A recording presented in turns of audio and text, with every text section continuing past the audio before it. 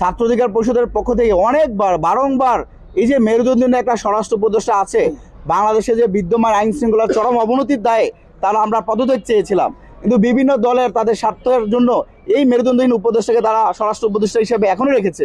আমরা বিশ্বাস করি যে এখন পর্যন্ত যে আইন শৃঙ্খলার পরিস্থিতি, যেখানে প্রকাশ্যে দিবালোকে মানুষকে হত্যা করা হচ্ছে, স্বেচ্ছাসেবক দলের নেতা মোসাব্বিরকে হত্যা করা হয়েছে, এই বাংলাদেশের একজন অচেনা একজন মানুষ যে জুলাই অভ্যুত্থানের মধ্য দিয়ে পুরো বাংলাদেশের মানুষের বিবেককে নাড়া দিয়েছিলেন, শহীদ ওসমান হাদির জানাজায় প্রধান বিচারপতি, প্রধান উপদেষ্টা, 3 বাহিনীর প্রধান, উপদেষ্টা পরিষদ, সকল দলমতের নাগরিকরাই কিন্তু এসেছিলেন।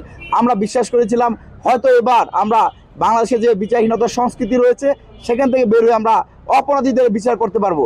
তো লজ্জার বিষয় যে বিচার করতে না পেরে বিচারকে ধামাচাপা দেওয়ার জন্য ওসমান হাদির হত্যাকারীদেরকে যেন গ্রেপ্তার না করা হয়, তাদের হত্যাকারীদের থেকে এদেশে মানুষের দৃষ্টি ভিন্ন খাতে প্রভাবিত করার জন্য আমরা দেখতে পেলাম সরকার হয়তো কারো না কারো প্রেসক্রিপশনে বিচার না করে, অপরাধীদেরকে গ্রেপ্তার না করে তার পরিবারকে চাকরি দিচ্ছে, তার পরিবারকে ফ্ল্যাট দিচ্ছে, তার পরিবারকে কোটি টাকা উপহার দিচ্ছে।